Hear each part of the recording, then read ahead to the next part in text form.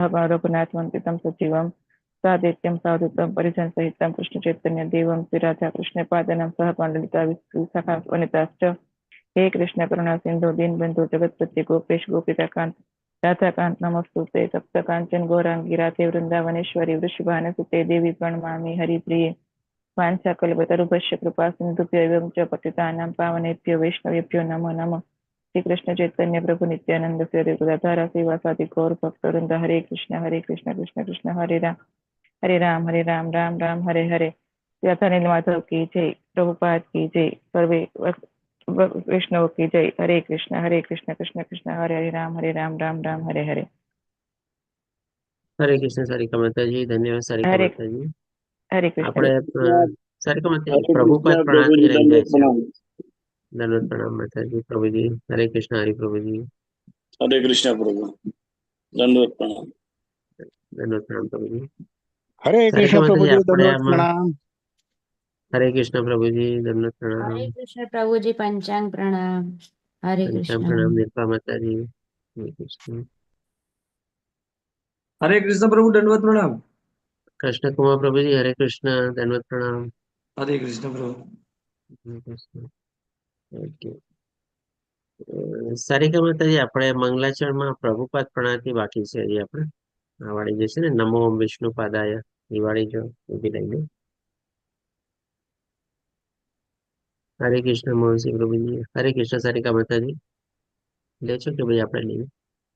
हरे कृष्ण प्रभु जी। हरे कृष्ण प्रभु जी दंडवत જી प्रणाम। नमो विष्णुपादाय कृष्ण पृष्ठाय भूतले श्रीमती भक्तिवेदांत स्वामिनी इति नामिनी नमो सरस्वती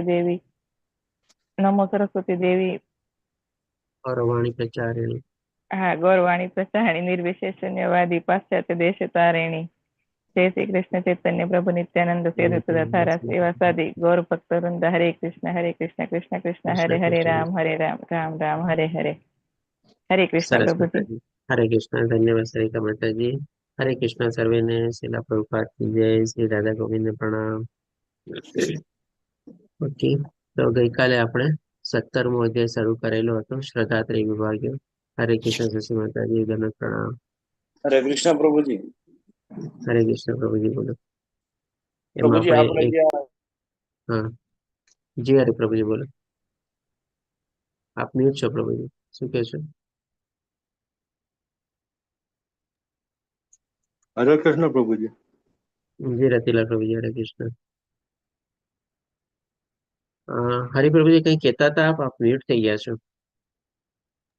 એટલે આપણે જે અત્યારે માતાજીએ જે બોલ્યા ને છેલ્લે નમો વિષ્ણુ પાદાય કૃષ્ણ પૃષ્ઠાય ભૂતલે શ્રીમતે ભક્તિ વેદાંત સ્વામી નીતિ નામીને નમસ્તે સારસ્વતે દેવે દેવી શબ્દ નથી આવતો, દેવે શબ્દ આવે કે જે આપણા દેવે દેવે જ હા ભક્તિ સિદ્ધાંત સરસ્વતી ઠાકુર મહારાજ રહ્યા ને એનો અહીંયા ત્યાં ઉલ્લેખ થાય છે।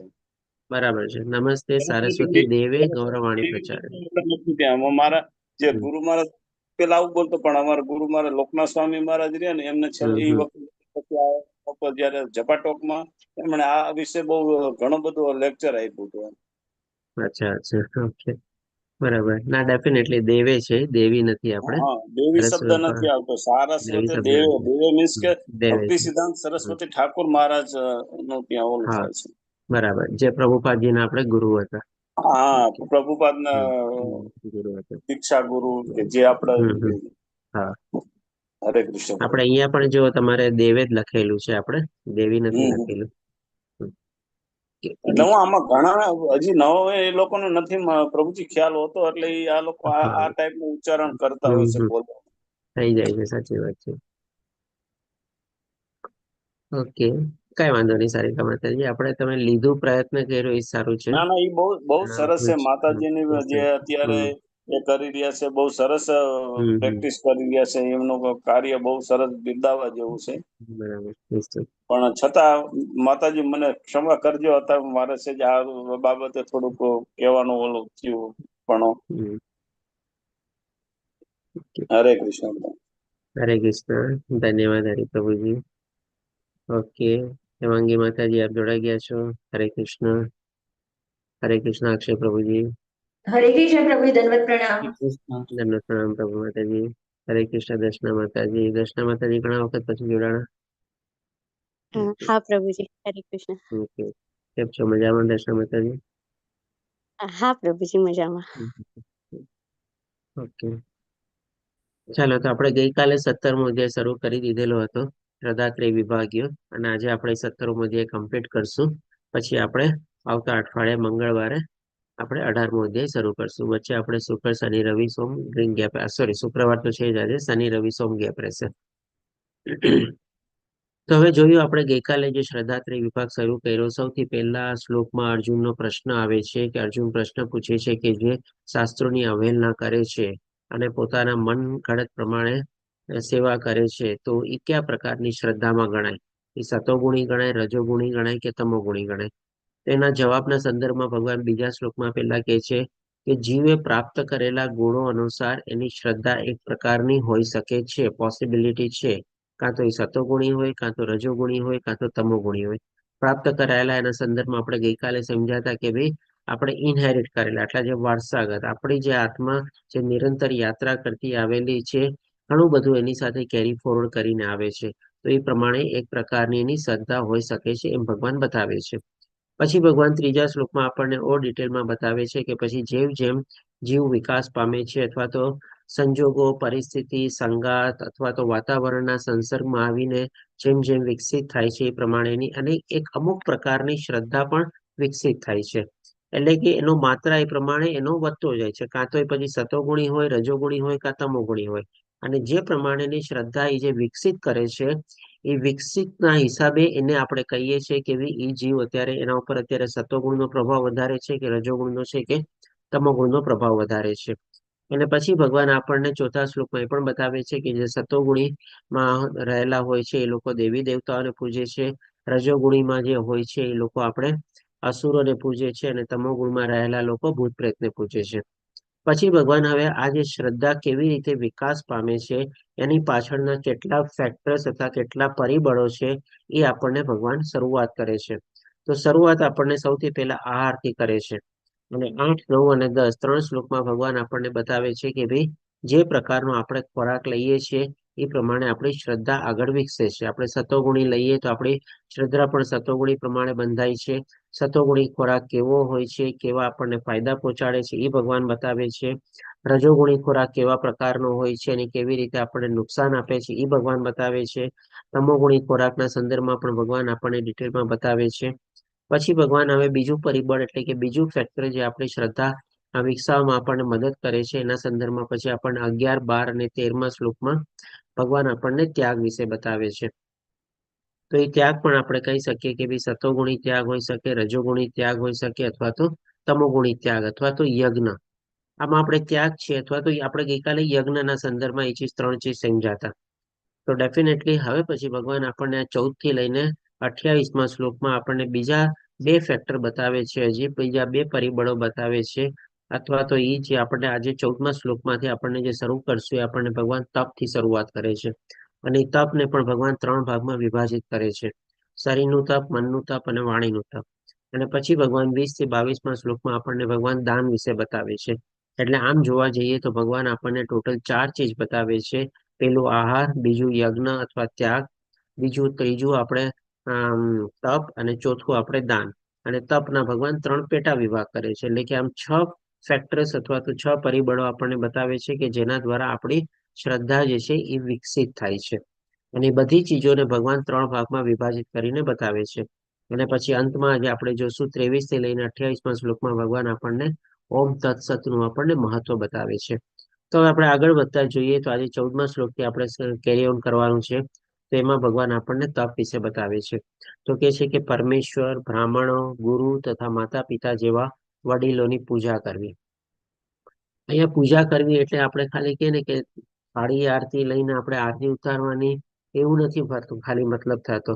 પૂજા કરવાના સંદર્ભમાં આપણે બધું લઈ શકીએ છીએ. એ લોકોને આદર, માન, સન્માન, એ લોકોની વાતો માનવી, એ લોકોને પગે પડવું, એ લોકોની સાથે તોછડાઈ રીતે વાતો ન કરવી, એ લોકોના શબ્દો ન કાપવા, અને ડેફિનેટલી આપણે એની પૂજા પણ કરવી. એટલે કે ભાઈ જે આપણા ગુરુજનો હોય, માતા પિતા હોય, વડીલો હોય, એ બધા પૂજનીય છે. આપણે જ્યારે આપણને અવસર મળે, જ્યારે આપણને તક મળે, ત્યારે આપણે એના પગે પડીને આપણે એના આશીર્વાદ લેવાના હોય છે.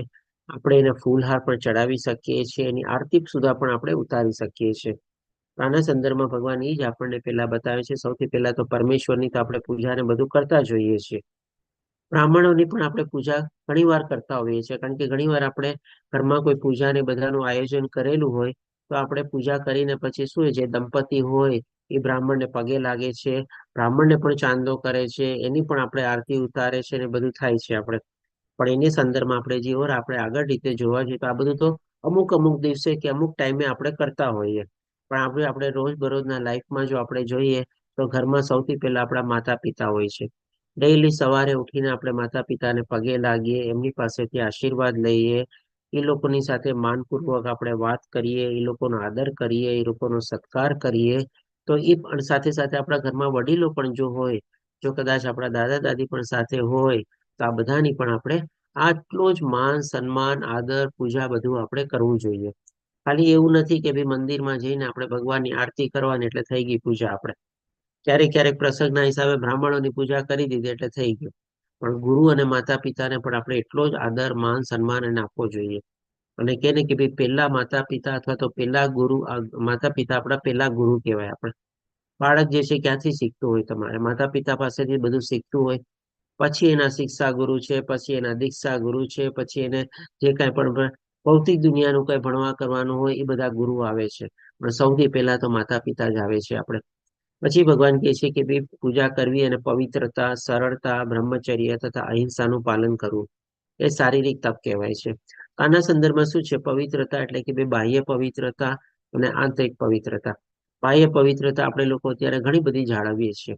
પર્ટિક્યુલરલી પોસ્ટ કોરોના કાળ જો આપણે જોઈએ તો ઘણી બધી આપણે પવિત્રતા હવે જાળવતા થઈ ગયા છે. ઘણા બધા ઓફિસ કલ્ચરમાં પણ આપણે કહીએ ને કે ભાઈ હાથ ધોવાના, આ કરવાનું, તે કરવાનું, વોશરૂમ ને બધા એટલા સાફ હોય ને બધી ઘણી રીતે કાળજી ને બધું અત્યારે લેવાય છે આપણે. પણ વધારે અહીંયા મહત્વનું છે આપણે બાહ્ય પવિત્રતા કરતા આપણે આંતરિક પવિત્રતા. આંતરિક પવિત્રતાના સંદર્ભમાં આપણી મનની પવિત્રતા છે, આપણી બુદ્ધિની પવિત્રતા છે, આપણા વિચારોની પવિત્રતા છે, એ બધું આવી જાય. આપણે ઘણી વાર વિચારીએ છીએ કે ભાઈ મને નેગેટિવ થોટ્સ, નેગેટિવ વિચારને નો આવવા જોઈએ આપણે, પણ તેમ છતાં પણ ઘણી વાર આપણને આવી જતા હોય છે. આ જ્યાં સુધી જો આપણે ન રોકી શકીએ અથવા તો એના ઉપર આપણે કાબુ ન મેળવી શકીએ ત્યાં સુધી આપણે કહી ન શકીએ કે ભાઈ આપણે આંતરિક પવિત્રતા સંપૂર્ણ અથવા તો સારી રીતે આપણે જાળવામાં ઘણા બધા સફળતા પ્રાપ્ત કરેલી છે. આપણે આ પવિત્રતા જાળવવા માટે છે ને બહુ વધારે પ્રયાસ કરવા પડે છે આપણે. કે ભાઈ કોઈના પ્રત્યે આપણે ઈર્ષ્યા નો જાગે, કોઈના પ્રત્યે આપણને દ્વેષ નો લાગે, કોઈના પ્રત્યે આપણને કોઈ અંદરમાં કોઈ જલન જેવું ન થાય, જેને આપણે ઈર્ષ્યા તરીકે પણ જાણી શકીએ છીએ. કોઈની અદેખાઈ ન કરીએ આપણે. આ બધું જેટલું આપણે આંતરિક પવિત્ર જાળવશું ને એટલું જ છે ને આપણે કહી શકીએ કે આ નેગેટિવ થોટ્સ ને બધું આપણે એનાથી દૂર રહી શકીએ આપણે. અધરવાઇઝ આ કલયુગમાં આ બધી ચીજોમાં આપણને કાબુ મેળવવો બહુ જ ડિફિકલ્ટ છે આપણે. અને એ ચીજ બહુ મહત્વની છે આપણે. ઇવન આધ્યાત્મિક માર્ગમાં આગળ વધવા માટે પણ આપણી આંતરિક પવિત્રતા આપણે જેટલી કે ને કે ભાઈ આપણે એમાં પ્રયાસ કરશું ને આપણી પ્રગતિ છે ને આધ્યાત્મિક માર્ગમાં બહુ સારી થશે. ઘણી વાર આપણે શું છે, જેમ કે બાકી બધી પ્રક્રિયા ઉપર આપણે બહુ ભાર આપીએ છીએ. જેમ કે ભાઈ 16 માળા કરવી બરાબર છે, પણ એ 16 માળા કરવી એમાં જે ક્વોલિટી આવી જોઈએ એ ક્વોલિટી, એ ગુણવત્તા જો આપણામાં ન આવતી હોય તો એ 16 માળાની બદલે આપણે 32 માળા પણ કરી લઈએ ને ઘણી વાર આપણને કઈ ફરક જેવું લાગતું જ નથી આપણે. પણ એ 16 માળાની બદલે આપણે કહીએ ને કે ભાઈ 8 માળા પણ આપણે એકદમ શુદ્ધ ભાવથી 100% ભગવાનમાં ફોકસ કરીને કર્યું હોય ને અને એ ગુણવત્તા આપણે જાળવીને આપણે આગળ વધી 8 માંથી 16 કરીએ તો એ આપણને બહુ ફાયદાકારક થાય છે. એટલે કે આ બધી ચીજો કરવા માટે છે ને આપણે જો વધારે એમાં ઉપર આપણે ભાર આપશું ને તો આપણે કહી શકીએ કે ભાઈ આધ્યાત્મિક માર્ગમાં પ્રગતિ આપણી બહુ સહજ, સરળ, ઇવન તકલીફદાયક બી નહીં થાય. હજી જેમ કે 16 માળા કરવી હોય, 2 કલાકનો સમય આપવો હોય અને મન ન લાગતું હોય ને તો 2 કલાક આપણને બહુ આકરા લાગે. પણ આપણે એકદમ શાંતિથી ને આપણે મન લગાડીને માળા કરતા હોય ને માની લો 2 જ કલાક આપણે સમય આપીએ પણ એ 2 કલાકમાં એટલું મન આપણું ધ્યાન કેન્દ્રિત થયેલું હોય ભગવાનમાં અને માળા જપવામાં, તો આપણને કે ને એટલી સુખ શાંતિ મળશે ને. ઓલું તો શું ફટાફટ ફટાફટ આપણે 16 માળા કરીએ અને પાછું મન તો બીજે જ ભાગતું હોય, એટલે કે ના અહીંયા ના રહ્યા અને વાનું પણ કામ પણ આપણે બધું રહી ગયું તમારે. ઇન્સ્ટેડ ઓફ ધેટ આપણે કહી શકીએ કે 2 કલાકની બદલે માની લો 1 કલાક આપણે ક્વોલિટી ટાઈમ આપીને જો માળા કરી આપણે, બહુ જ સારો આપણને કે ને કે ભાઈ શાંતિ મળશે, સુખ મળશે, અને આપણી પ્રગતિ તો કહીએ ને ઘણી, એટલે કે ને કે બાય લીપ્સ એન્ડ બાઉન્ડ્સ વધશે. દિન દુગની રાત ચોગની આપણી પ્રગતિ થઈ શકે છે. સરળતા પણ એવું છે કે આપણી વાણીમાં સરળતા હોવી જોઈએ. સીધા સાદા શબ્દોમાં કોઈ આપણે જોઈને સચોટ વાત કોઈને કહી શકીએ આપણે, તો નથિંગ લાઈક ધેટ. આપણે ઘણી વાર શું છે, ક્યારેક ક્યારેક આપણું જ્ઞાન ને બધું આપણે પ્રાપ્ત કરેલું હોય, આપણે એનો બહુ ઉપયોગ ક્યારેક કરતા હોઈએ. આપણે સામેવાળા માણસને કાંઈ ફરક નથી પડતો, કારણ કે ઘણું ખરું તો એને સમજાય જ નહીં આપણે. પણ એ જ ચીજ જે આપણે જેને સમજાવી હોય, સીધા સાદા સરળ શબ્દોમાં જો આપણે એને કહી દઈએ ને, એ બહુ અસરકારક રીતે એના માનસ ઉપર છે ને અસર કરે છે. આપણે આપણી વાણીમાં સરળતા હોવી જોઈએ, આપણા વર્તનમાં સરળતા હોવી જોઈએ, વિવેક હોવો જોઈએ, આપણે નમ્રતા હોવી જોઈએ. આપણે એમ નહીં કે ભાઈ આપણા હોદ્દાનો આપણને ગર્વ અભિમાન હોય, આપણે ડિગ્રીઓનો આપણને ગર્વ અભિમાન રહેલો હોય, આપણા વર્તનમાં બધું આપણે છલકાતું હોય, તમારે આપણે કહી શકીએ, તો એનાથી આપણને કાંઈ ફાયદો નથી થતો. ઉલટાનો આપણો અહંકાર વધીને આપણને જે નુકસાન કરે છે. બ્રહ્મચર્ય એટલે કે ભાઈ આપણે શું છે, નાનપણમાં જે પ્રમાણે આપણા શાસ્ત્રમાં ને બધામાં કહેવામાં આવેલું છે ને, 4 આશ્રમ છે: બ્રહ્મચર્ય, ગ્રહસ્થ, વાનપ્રસ્થ અને સંન્યાસ. એટલે કે એ બ્રહ્મચર્યની અવધિ છે આપણે લગભગ 1 થી 25 વર્ષ જેવી. અને નોર્મલી આજની ટાઈમમાં પણ આપણે જોઈએ ને તો 1 થી 25 વર્ષ જેવું ઘણા લોકોનું બધાનું આયુષ્ય હોય જ છે. આપણે છેલ્લું જે 25 થી 50, 50 થી 75 ને 76 થી આપણે 100 જે છે, એ છેલ્લા કેટેગરીમાં હવે આયુષ્ય ઓછું થતું જાય છે, આપણે કહી શકીએ, એટલે કે સંન્યાસ કેટેગરી. પણ આ જે બ્રહ્મચર્ય એટલે કે ભાઈ ઉલટાનું હવે તો કહીએ ને કે ભાઈ આ બ્રહ્મચર્યનું તો હવે અવધિ છે ને લંબાતી જાય છે, આમ જોવા જાવ તો, જો સાચી રીતે આપણે એનું પાલન કરીએ તો. કારણ કે હવે શું કન્સેપ્ટ આવી ગયો છે, લેટ મેરેજ કન્સેપ્ટ આવી ગયો છે. પહેલાના વખતમાં 21, 22, 23 વર્ષની છોકરી થતી, પરણી જતી. 22, 23, 24, 25 વર્ષનો છોકરો થતો, પરણી જતો. હવે તો છોકરી 30 વર્ષ સુધી પરણતી નથી આપણે. અને પાછો પોતે એમાં પણ ગર્વ સમજે છે કે ના ના, હજી તો મારી બધામાં પડવું જ નથી, મેરેજ કરવું જ નથી. પણ એક રીતે જો જોવા જઈએ ને તો એ લોકો પૂરેપૂરું બ્રહ્મચર્યનું પાલન પણ નથી કરતા. લેટ મેરેજ કરે બરાબર છે, નો કરવા એ નો બી કરે તમારે, પણ સાથે બ્રહ્મચર્યનું તો પાલન કરવું જોઈએ ને. આજે જે પ્રમાણે બધી આપણી સામે જોઈએ છે, બધું આપણે ટેકનોલોજી ને બધું આવેલું છે, અને જે પ્રમાણે બધા એવા બધા કહે ને કે ભાઈ ઇલીગલી આપણા ભારત દેશમાં જે ઇલીગલી છે, અને બાકી કોક દેશમાં તો એ બધી ચીજો લીગલી તરીકે પણ બધું ચાલે છે તમારે. તો આ બધું ચીજ ખોટું જ છે ને, આમ જોવા જઈએ તો. એટલે કે ડેફિનેટલી એ ઉંમર સુધી આપણે જો માની લો વિવાહ નથી કર્યા અને લેટ મેરેજ કરેલા છે, તો ત્યાં સુધી પણ સંપૂર્ણ રીતે આપણે બ્રહ્મચર્યનું પાલન કરવું જોઈએ. આપણે એમ નહીં કે ભાઈ લેટ મેરેજ કરીને પછી એના પર્યાયવાચી ઓલ્ટરનેટિવ્સ કાંઈ જે બધું માર્કેટમાં મળતું હોય એનો આપણે ઉપયોગ કરી લઈએ, અને ખાલી નામ કહેવાતા ખાતર આપણે કહીએ કે ભાઈ હજી તો અનમેરિડ છું, હજી મારું મેરિટલ સ્ટેટસ તો સિંગલ તરીકે જ છે, તો એ કોઈ કામનું નથી, આપણે કહી શકીએ. અને પછી જો થોડે ઘણે અંશે આપણે શાસ્ત્રને પણ આધારે રહીએ આપણે, તો હવે જેમ કે સંન્યાસ આપણે બહુ ઓછો થઈ ગયો છે, એટલે કે 75 થી 100 વર્ષની અવધિ ઘણા લોકોની આપણે આયુષ્ય ઓછું થતું જાય છે. તો ફરીથી પાછું આપણે કહીએ કે 25 થી 50 અથવા તો 20-25 વર્ષ આપણે જયારે ગ્રહસ્થ જીવન માણી લઈએ, છોકરાઓ થોડા ઘણા મોટા બધા થઈ ગયા હોય, ત્યાર પછી પણ છે ને આપણે બ્રહ્મચર્યનું વ્રત લેવું જોઈએ. પણ એમાં પણ આપણે જોઈએ છીએ આજની તારીખમાં શું હોય છે કે ભાઈ જે કીધું ને કે ઓલા બધા જે સાધનો છે ને, ત્યાં તમે ક્યારેક ક્યારેક આપણે કહીએ ને કે ભાઈ આધેડ વયના ઉંમરવાળા લોકો પણ છે ને એવી જગ્યાએ જાતા હોય છે, અને એ બધી ચીજો ભોગવતા હોય છે તમારે. અને સામે કોણ હોય તો કે ભાઈ એને દીકરા જેવા ઉંમરવાળા હોય તમારી બધી જગ્યાએ. તો પછી કેવી રીતે થયું? 50, 55, 60 વર્ષના માણસોને આપણે ત્યાં એવી જગ્યાએ જાતા જોઈએ છીએ તમારે. પાછા એકલા બી જાતા હોય છે તમારે. તો પણ એટલે કે 50 વર્ષ પછી પણ આપણે સંપૂર્ણ રીતે બ્રહ્મચર્યનું પાલન એ રીતે પણ કરવું જોઈએ. પણ આ કલયુગમાં આપણે જોઈએ છીએ કે ભાઈ 1 થી 25 પણ આવી રીતે બ્રહ્મચર્યનું પાલન ઘણીવાર નથી થતું, અને 50+ પણ આપણે કહી શકીએ કે બ્રહ્મચર્યનું પાલન એવી રીતેમાં નથી થતું. તો આ ચીજ થોડી ઘણી આપણે કહીએ ને કે એના ઉપર બહુ ખ્યાલ આપવી જોઈએ. ઇવન આપણા ગ્રહ માની લો એવું બધું ચીજનો આપણે ઉપયોગ ન બી કરતા હોય, આપણે કરતા જ નહીં હશું, પણ ઇવન આપણા ગ્રહસ્થ જીવનમાં પણ છે ને આપણે થોડો એના ઉપર આપણે કાબુ લગાવવો પડે. આપણે તો જ આપણે આધ્યાત્મિક માર્ગમાં આગળ વધી શકીએ. આપણે પછી આવે છે અહિંસાનું પાલન કરવું. અહિંસા એટલે કે ભાઈ આપણે સમજી ગયા છીએ કે ભાઈ ઓલરેડી 3 પ્રકારે આપણે અહિંસા સમજ્યા હતા. કોઈ જીવ હત્યા નથી કરવાની, કોઈની આધ્યાત્મિક માર્ગમાં બાધા નથી બનવાનું, અને કોઈ આપણી પાસે જિજ્ઞાસુ તરીકે જ્ઞાન લેવા આવે તો આપણે જે કાંઈ પણ એની મદદ કરી શકતા હોય એ પણ આપણે કરવી જોઈએ. એ ન કરીએ તો પણ એક જાતની એ હિંસા છે. તો આવી રીતે અહિંસાનું પાલન કરવું એ આપણું શારીરિક તપ છે. આના સંદર્ભમાં જેમ આપણે ખાવા પીવાની ગઈકાલે આપણે ઘણું બધું સરસ રીતે ડિસ્કસ બધું કરેલું જ હતું કે ભાઈ એ બધી ચીજો ખાવા પ્રત્યે પણ આપણે એનાથી બાધ્ય અથવા તો આપણે દૂર રહેવું જોઈએ. નિષેધ છે આપણા આધ્યાત્મિક માર્ગમાં. હવે પછી ભગવાન આપણને આગળ બતાવે છે કે વાણીનું તપ એટલે કે ભાઈ સત્ય, પ્રિય લાગે એવા, હિતાવહ અને બીજાને ઉદ્વેગ ન પમાડનારા વચનો બોલવા તથા વૈદિક ગ્રંથોનો નિત્ય પાઠ કરતા રહેવું એ વાણીનું તપ છે. હવે આના સંદર્ભમાં જોઈએ તો આજે આપણે કલયુગમાં જો જોઈએ ને તો ઘણો ખરો છે ને આપણે સત્યનો પૂરેપૂરો આધાર નથી લેતા. આપણે ઘણી બધી એવી ચીજ હોય છે ને કે નાની નાની ચીજ હોય ને આપણે છે ને હાલતા ચાલતા છે ને એમાં આપણે ખોટું બોલી દઈએ છીએ. અને પાછું આપણે એને એટલું ઇમ્પોર્ટન્સ નથી લાગતું. અરે ના ના, એ કઈ ખોટું ખોટું ન ગણાય તમારે, એ તો હવે મેં એમને કહી દીધું, મજાકમાં કહી દીધું, એવી રીતે કહી દીધું તમારે. એટલે કે એને બહુ કેઝ્યુઅલી આપણે લીધેલું છે તમારે.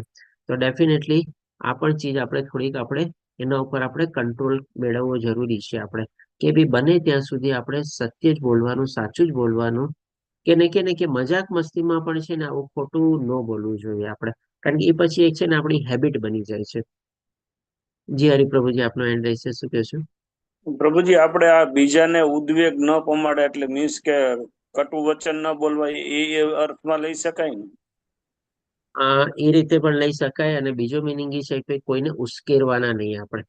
આજે એમના સંદર્ભમાં પણ આપણે કહીએ કે ઘણા લોકોને શું હોય છે કે એક હેબિટ થઈ ગઈ હોય છે કે સામેવાળી વ્યક્તિને છે ને થોડો ઉશ્કેરવાનો, તમારે એને ઉત્તેજિત કરવાનો, એને ગરમ કરવાનો આપણે કહી શકીએ. તો ડેફિનેટલી કટુ વચન તો કહેવાના જ નથી, પણ સામેવાળા પ્રત્યે આવા કટાક્ષવાળા, વ્યંગવાળા બાણ પણ આપણે નથી છોડવાના. એ પણ આપણે ઉદ્વેગ ન પમાડનારાના સંદર્ભમાં આવી જાય છે. અને મને ખ્યાલ છે હમણાં આપણે કદાચ 1-2 દિવસ પહેલા આપણે એક માતાજી આપણને કદાચ કોઈ પ્રશ્ન પૂછ્યો હતો ને, કોણે પૂછ્યું હતું કે ભાઈ એમના જેઠાણી બીમાર હતા અને ઘરે આવ્યા અને પછી બધી ટ્રીટમેન્ટ સરવાર કરી પછી સારિકા સારિકા માતાજી. માતાજીએ પૂછ્યું હતું. સારિકા માતાજી બરાબર, બરાબર. પૂછ્યું, બરાબર. તો જો ત્યારે સારિકા માતાજી આપણને શું પ્રશ્ન હતો કે ભાઈ બધું થઈ ગયા પછી અમુક દિવસો પછી એમણે ખાલી પૂછવા ખાતર, આમ ખબર પૂછવા માટે કેઝ્યુઅલી ફોન કર્યો કે ભાઈ કેમ છે તમારી તબિયત. તેમના જેઠાણી એમને શું જવાબ આપ્યો તમારે? એ તો થઈ ગયું, બધું થઈ ગયું, વારે ઘડીએ ફોન કરવાની જરૂર નથી. તો આપણી જાતના ઉદ્વેગ પમાડનારા શબ્દો થયા ને. આજે થોડું ઘણું સારિકા માતાજીને દુઃખ લાગ્યું ને કે ભાઈ મારે ઘરે આવીને ગયા, એને પાણીનો લોટો પણ ઉપાડવાની અમે તસદી નથી આપી, એની બધી સારવાર કરી, એની દેખરેખ રાખી, એને ઊભા કર્યા, અને હવે જયારે ગયા અમે ખાલી ખબર પૂછવા કહીએ છીએ ત્યારે આવા વચનો બોલે છે તમારે. તો ડેફિનેટલી જો આપણે ભક્ત તરીકે છે ને આપણે સહન કરી લેશું, બરાબર છે. આપણે આના સંદર્ભમાં ઉત્તરમાં પણ આપણે સારિકા માતાજીને એ જ કીધું હતું કે ભાઈ જો આપણે થોડું ઘણું સહન કરવાનું છે, બીજી વાર આપણે ફોન નહીં કરશું વધારે. પણ એના તરફથી જો આપણે જોઈએ, એના એંગલ તરફથી, તો ડેફિનેટલી એ જો આ શ્લોકના સંદર્ભમાં જો આપણે એને કનેક્ટ કરીએ તો એ ઉદ્વેગ પમાડનારા જ વચનો થઈ ગયા ને. આપણે અત્યારે જેમ કે સારિકા માતાજી આધ્યાત્મિક જ્ઞાનમાં એટલા આગળ વધેલા છે તો કદાચ એને સહન કરી બી લેશે, સાંભળી બી લેશે અને મનમાં લગાવશે બી નહીં આપણે. કારણ કે એને આપણે ભૌતિક સમજતું આપણે. પણ કોઈ બીજું વ્યક્તિ હોય તો કેવું લાગી જાય એને તમારે, કેવું કે, અને બીજા 2-4 જણને વાતો બી કરે, જો તો મારી જેઠાણી કેવી નીકળી તમારે, મેં આટલા દિવસ સુધી એને રાખી, કરી, ઊભી કરી, સારવાર કરી, બધું કર્યું, અને હવે અત્યારે જઈને આવી રીતે આમ બોલે છે. વખત આવશે ત્યારે હું દેખાડીશ અને ખબર પડશે ને તમારે. તો જેને ખબર ન હોય એ પ્રમાણે આવી રીતે બી બોલે તમારે. એટલે કે કહેવાનું તાત્પર્ય એ છે કે ભાઈ જો ઘણીવાર આપણને ગમતું હોય સામેવાળાનું વર્તન, ઘણીવાર આપણને ન ગમતું હોય, આપણે ભક્ત તરીકે પહેલા તો આપણે સહન કરવાનું છે. અને ભક્ત તરીકે આપણે એવું પણ છે કે ભાઈ આપણે બીજાને પણ એવું કોઈ આપણે ન વર્તન કરવું, ન વાણી બોલવી. આપણે કે છે ને કે ભાઈ આપણે ઘાસના તણખલા જેટલું આપણે આપણા વ્યવહારમાં, આપણી વાણીમાં, આપણા વર્તનમાં નમ્ર બનવાનું છે. અને વૃક્ષના થડ જેવું આપણે સામેના વર્તન, વાણી અને એના વ્યવહારને સહન કરવા માટે આપણે એટલું સહનશીલ પણ બનવાનું છે. આપણે કે બંને રીતે છે. તમે કહેશો કે ભાઈ આપણે ભક્તિ બી કરવાની, આપણે જ નમ્ર બનવાનું ને આપણે સહનશક્તિ કેળવવાની. સાચી વાત છે. આજ તો દૈવી ગુણ છે ને, જે ભગવાને 26 દૈવી ગુણો બતાવ્યા હતા આ જ હતું ને. આપણે હવે આનાથી જો આપણે વિપરીત કરવું હોય તો પછી આપણે ભક્ત ક્યાં નામના? આપણે તો ભક્ત થયા જ નહીં ને આપણે. તો પ્રભુજી સારિકા માતાજીએ પણ અત્યારે મેં છે આ થોડી કોમેન્ટ કરી કે ભાઈ દેવી નહીં દેવે શબ્દ આવે તો એમને તરત જ કીધું સોરી પ્રભુજી, એટલે આ એક એમનો દેવી ગુણ થઈ ગયો ને હા બસ આ પણ એક જો આમાં શું છે, ભક્ત ને કે ને આપણે તમે એની જે આપણે ભૂલની તમે દોરવણી કરી અથવા જેનું તમે કે ને કે ભાઈ એના તરફ આંગળી ચીધી, એ ભક્તનું તો સૌથી પહેલા તો છે ને આપણે ખોટું લગાડવાનું જ નહીં. આપણી જો ભૂલ હોય ને તો આપણે ઉલટાનું એને થેન્ક્સ કહેવાનું, એનો આભાર માનવાનો કે ભાઈ હા તમે મારું ધ્યાન દોરાવ્યું એના માટે ખૂબ ખૂબ આભાર છું તમારે. એને તો એવું ખોટું લગાડવાનું જ ન હોય. અને તમે પણ ભક્ત તરીકે જેનું ધ્યાન દોરાવ્યું ને તમે પણ એક જાતની એને મદદ કરી છે.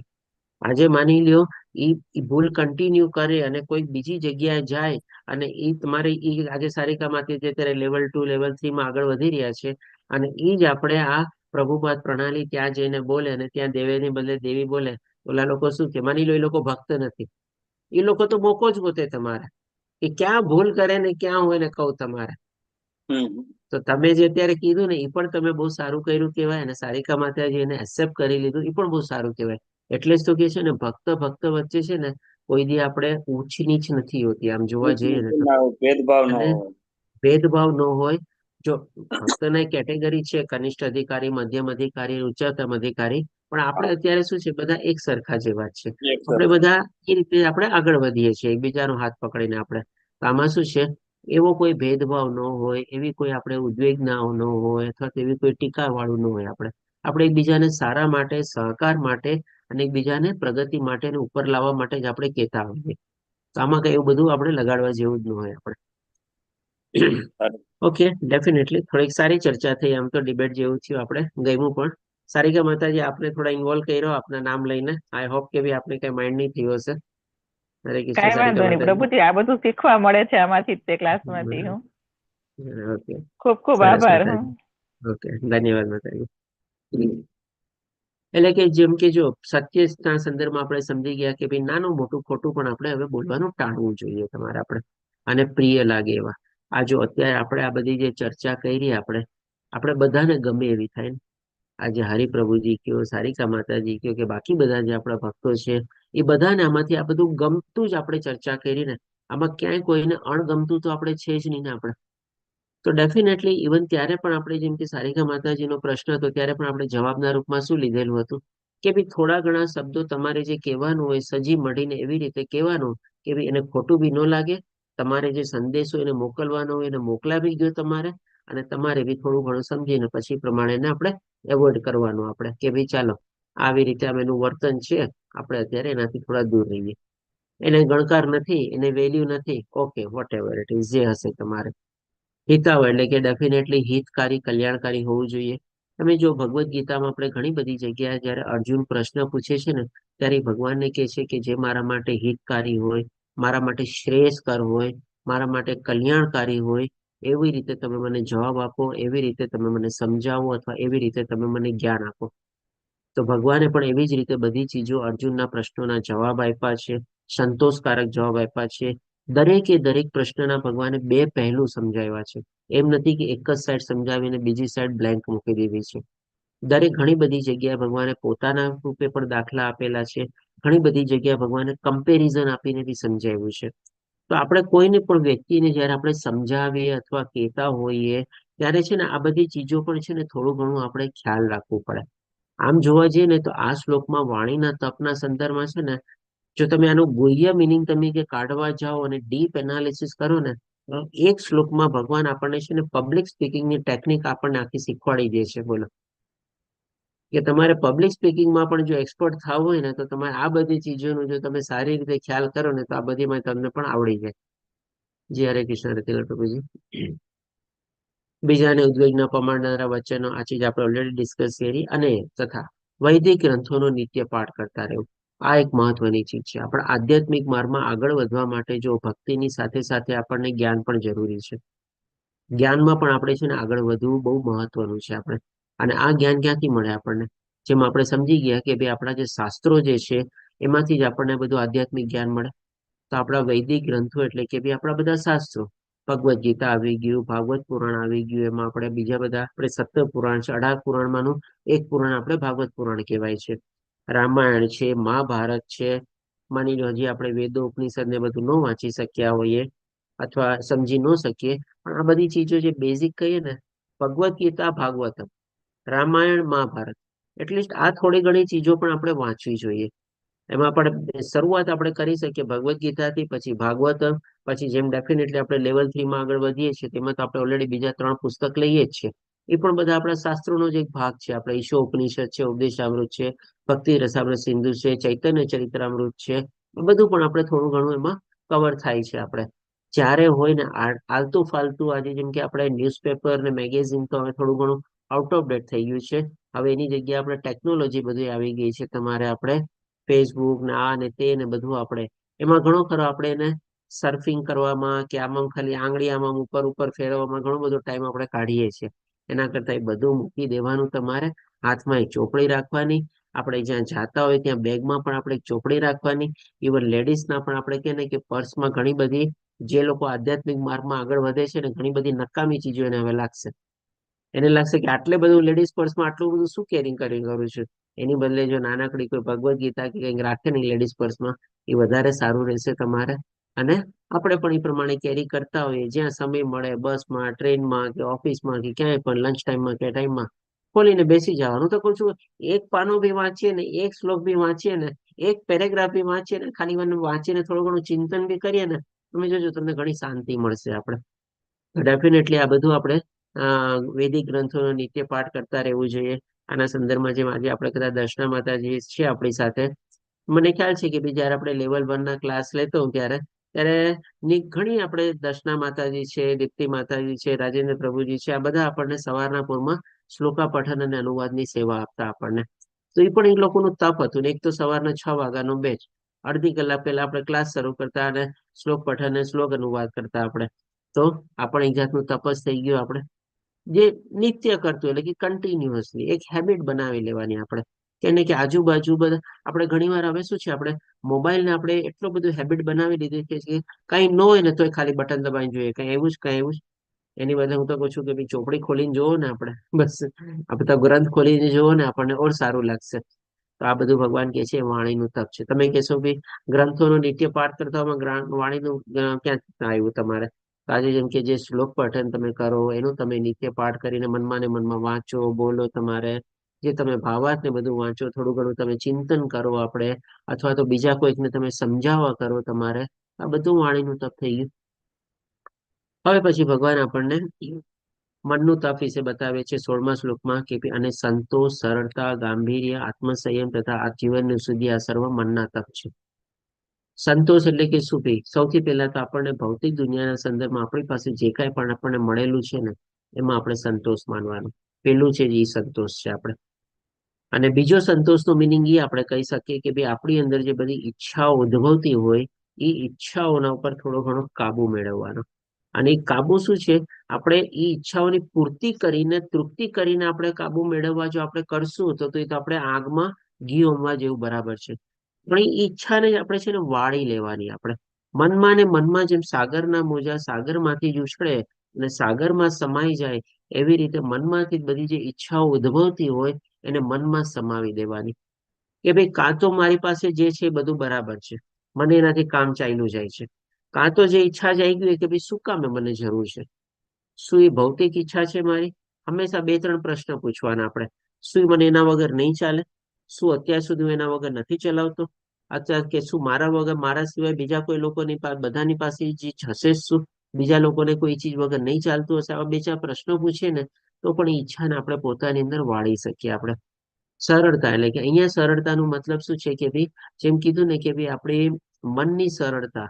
મનની સરળતા શું છે કે ભાઈ માની લો ઘણા બધા મનમાં ઉપદ્રવો આપણને ઉપજતા હોય, સારા હોય, ખરાબ હોય. જેમ કે નેગેટિવ થોટ્સનો જ આપણે એક્ઝામ્પલ લઈએ. આપણે નેગેટિવ થોટ્સ આપણા મનમાં ઉપજ્યા. આજે જેમ કે દાખલા તરીકે લઈએ, ફરીથી સારિકા માતાજી આપણે એક પ્રશ્નનો દાખલો લઉં છું. આપણે સારિકા માતાજીના મનમાં એક પ્રશ્ન ઉદ્ભવ્યો ને કે એને મેં આવી રીતે ફોન કર્યો તો એને મને આવી રીતે આમ રિસ્પોન્સ આપ્યો, તો હવે મારે શું કરવું જોઈએ? આ પ્રશ્ન એના મનમાં ક્યારે ઉદ્ભવ્યો? જ્યારે મન થોડુંક ડિસ્ટર્બ થયું ત્યારે ને. મનની સરળતા જે હતી, ઠીક છે ભાઈ, એને જે લાગ્યું એ લાગ્યું, એને જે જવાબ આપ્યો એ આપ્યો, એવી રીતે જો આપણે લઈ લઈએ તમારે, તો કેટલું ઇઝીલી આપણે આગળ વધી ગયા. પણ હવે આપણે આગળ જતા હોય ને એક માર્કમાં અત્યારે આપણે અટકી ગયા. તમારે શું કામ અટકી ગયા? તો કે ભાઈ એને કેમ મને આવી રીતે આમ કીધું, મેં તો કઈ કરવામાં બાકી નહોતું રાખ્યું, મેં તો બધું કર્યું હતું. એવા પ્રશ્ન આપણા મનમાં વિચાર ને, તો એક જાતના તો નેગેટિવ થોટ્સ ઉપડ્યા ને આપણા મનમાં. ત્યારે જઈને આપણે આવા પ્રશ્ન પૂછ્યા ને કે હવે મારે આવી પરિસ્થિતિમાં શું કરવું. પણ જો આપણે થોડા ઘણા ઓર આગળ વધી ગયા હોય અને ઊંધા થઈ ગયા અને મનમાં આવા બધા પ્રશ્નો ઉઠે, ઠીક છે ભાઈ, હવે જે કર્યું એને કર્યું, મારે હવે નેક્સ્ટ ટાઈમ ક્યાં ફોન કરવો છે, પતી ગઈ વાર્તા, બસ થઈ ગઈ તમારે. હવે એનો જયારે ફોન આવશે ત્યારે જોશું, ત્યારે બસ થઈ ગયું. એમ કરીને આપણે ઇઝી ગો થ્રુ કરીને આપણે આગળ વધી ગયા તમારે. અને એ બધા પ્રશ્નોને આપણે પાર કરી ગયા અને ઓળંગી ગયા અને પાછળ મૂકી ગયા. તો આ જ મનની સરળતા છે. આપણે એકદમ સિમ્પલ રીતે આપણે લઈ લેવાનું કે ને કે ભાઈ કઈ છે જ નહીં. પણ આપણે જયારે એને એક જાતનું કહે ને કે આપણે હાઈવે ઉપર ગાડી જતી હોય તમારે અને સ્પીડ બ્રેકર આવે આપણે, ત્યારે સ્પીડ બ્રેકર આવે ત્યારે આપણે શું કરીએ, ગાડી સ્લો કરીએ છીએ ને. અને ગાડી સ્લો કરીને આપણે કેવી રીતે સ્પીડ બ્રેકરને પાર કરીને ફરીથી પાછી આપણી નોર્મલ સ્પીડ આપણે આગળ વધારીએ છીએ. તો એવી જ રીતે આપણે મનમાં આવી રીતે આજે જેમ કે તમારા મનમાં એક સ્પીડ બ્રેકર આવ્યો, હવે એ સ્પીડ બ્રેકરમાં તમે ત્યાં અટકી ગયા, તમે બધા પ્રશ્ન પૂછ્યા, એની બદલે તમે ત્યાં શું કહ્યું તો સ્લો થઈ ગયા. તમારે આરામથી તમે પ્રશ્નોને બધાને તમારે ઓળંગી ગયા, ફરીથી પાછા તમે આગળ વધી ગયા. તમારે એક લઈ તમે સ્પીડ બ્રેકરને તમે પાર કરી ગયા. એ જાતની તમારી મનમાં કેટલી સરળતા આવી ગઈ. કોઈ પ્રશ્ન આવ્યા વગર, પ્રશ્નનો જવાબ આપ્યા વગર, પ્રશ્નનો ઉકેલ લાવ્યા વગર તમે ઓટોમેટિકલી સ્પીડ બ્રેકરને પાર કરી ગયા અને તમે તમારી યાત્રા આગળ વધારી દીધી. એ થઈ ગઈ સરળતા. આપણે ગાંભીર્ય એટલે કે ભાઈ સિરિયસ થવાનું છે આપણે. હવે આમાં પણ જો સરળતા અને ગાંભીર્ય છે ને પાછું આપણે કનેક્ટ બી કરી શકીએ. આજે માની લો તમે આધ્યાત્મિક માર્ગમાં આગળ વધો છો ને તમને કોઈ આવી રીતે કોઈ કે તમારે કોઈ તમારી ટીકા કરે કે કોઈ તમને કઈ અડચણ મૂકે કે કઈ કરે, તમે ત્યાં છે ને અટકી જાઓ છો. આપણે પાછા સિરિયસ આપણે વિચારવા માંડીએ, અરે એને આમને આમ કેમ કર્યું, એને આવી રીતે કેમ બોલ્યો, એને તો આમ ન કરવું જોઈએ તમારે. એટલા બધા એના માટે આપણે સિરિયસ થઈ જઈએ કે આ બધું જે આપણે કરતા હતા એને હવે આપણે નેગ્લેક્ટ કરીએ છીએ. પણ હવે આપણે ઉલટી ચીજ કરવાની છે. જે આપણે કરતા હતા ને એમાં ઓર સિરિયસ થઈ જવાનું છે. અને જે આપણને કઈ નહીં ગયા ને એને આપણે એકદમ લાઇટલી લેવાનું છે. અથવા તો એને આપણે ઇગ્નોર કરવાનું છે, પાછળ મૂકવાનું છે, એવોઇડ કરવાનું છે. અને જે કરતા હતા એમાં તો હવે આપણે ઓર સિરિયસ થઈ જવાનું છે કે ભાઈ જો આમાં હું સિરિયસ થઈશ ને તો જ એ બધી ચીજને હું પાછળ મૂકી શકીશ. એટલે કે એ રીતે આપણી આધ્યાત્મિક માર્ગમાં યાત્રામાં આપણે આગળ વધવાનું છે.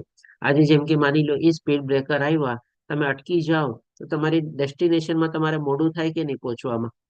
પણ એની બદલે તમે ઓવરટેક ઓલું સ્પીડ બ્રેકરને આરામથી ઇઝીલી પાર કરીને ફરીથી પાછી તમે તમારી નોર્મલ સ્પીડમાં વયા જાઓ તો તમે તમારા ડેસ્ટિનેશનમાં જે ટાઈમે પહોંચવાનો તમે પહોંચી જાઓ ને. એટલે કે ભાઈ આપણે જે કરતા હતા ને એના ઉપર આપણે ફોકસ કરીને આપણે આગળ વધવા માટે એકદમ સિરિયસ થવું છે. કારણ કે આપણે જે કરીએ છીએ ને જરાક ખોટું નથી કરતા. સૌથી પહેલો તો આપણે એ દ્રઢ વિશ્વાસ કેળવવાનો છે કે હું જે માર્ગ ઉપર છું અને હું જે વિચાર અત્યારે ચરણી ધરાવું છું અને હું જે જ્ઞાનમાં આગળ વધી રહ્યો છું કે વધી રહી છું એ જરાય કતઈ ખોટું નથી. ભગવાને સૂચવેલો માર્ગ છે તો પછી એમાં હું શું કામ વધારે સિરિયસ ન થાવ. બાકી બધી ચીજની તો મારે કોઈ ગણના જ નથી તમારે, મને કોઈ મતલબ જ નથી તમારે. અને આ જ ચીજ છે ને આપણે આત્મસંયમ છે કે ભાઈ આત્મજ્ઞાનમાં જેટલા જેટલા આપણે પ્રવૃત્ત થશું, દ્રઢ નિશ્ચયપૂર્વક આપણે આગળ વધશું, આપણે સિરિયસ થશું, ગંભીર થશું, તો એ જ આપણે આત્મ સાક્ષાત્કાર સુધી આપણને લઈ જશે. અને આના માટે આપણે જીવનની શુદ્ધિ એટલે કે જે બધા રાગ, દ્વેષ, ક્રોધ ને બધું આપણે પાછળ મૂકવું જ પડશે આપણે. તો આ ભગવાન કે છે આ બધું સર્વ મનના તપ છે. ઇવન આ શ્લોકમાં પણ આપણે કહીએ ને કે ભગવાન આપણને જે માઇન્ડ કંટ્રોલની જે ટેકનિક્સ હોય છે ને, આપણે ક્યારેક પેલા બ્રિજ ક્લાસમાં ને બધામાં માઇન્ડ કંટ્રોલના ક્લાસીસ ને બધા લીધેલા હતા આપણે, એમાં આપણે 15 થી 20 ટેકનિક આપણે બતાવીએ છીએ. પણ આમ જોવા જઈએ ને તે બધા છે ને આ ચીજમાંથી બધી લેવામાં આવેલી છે. તમારે ભગવાને એક એક શ્લોકને આપણે જેટલી ડીપમાં જાશું ને બધી આખી તમારે માઇન્ડ કંટ્રોલની ટેકનિક આપણને આ શ્લોકમાં આપી દીધેલી છે. અને થોડી ઘણી આપણને ભગવાને 6થા અધ્યાયમાં પણ બતાવી હતી કે કેવી રીતે આપણે મનને કંટ્રોલમાં રાખવાનું છે. તો હવે પછી ભગવાન આપણને 17મા શ્લોકમાં ત્રણેય ચીજ સમરાઇઝ કરીને કહે છે તપ વિશે કે દુન્વય લાભની ઈચ્છા ન કરનારા તથા કેવળ પરમેશ્વરમાં જ પરોવાયેલા મનુષ્ય દ્વારા દિવ્ય શ્રદ્ધાપૂર્વક કરેલું એ 3 પ્રકારનું તપ સાત્વિક કહેવાય છે. તો કોઈ પણ ચીજ સાત્વિક ત્યારે જ કહેવાય કે જ્યારે એમાં આપણને કોઈ કર્મફળની ઈચ્છા ન હોય, અથવા તો આપણે કઈ ને કે ભાઈ આપણી ઈચ્છાની પૂર્તિ કરવા માટે એમાં આપણે પ્રવૃત્ત ન થયેલા હોય તો જે સાત્વિક ગણાય, અધરવાઇઝ આપણે રજોગુણી અથવા તમોગુણીમાં આવી જાય. આ ભગવાને જે આપણને 3 પ્રકારના તપ બતાવ્યા, એ 3 પ્રકારનું તપ આપણે કહી શકીએ કે ભાઈ આપણે કોઈ પણ આપણે ધામની યાત્રામાં જઈએ ને ત્યાં છે ને આપણા 3 પ્રકારના તપ આવી જાય છે.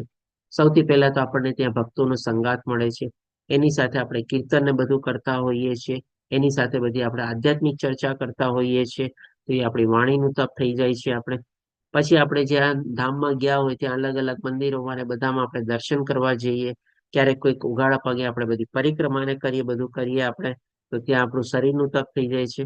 અને જ્યાં શરીરનું તપ અને વાણીનું તપ થાય છે ત્યાં ભગવાનના ધામમાં આપણને ઘણી શાંતિ મળે છે.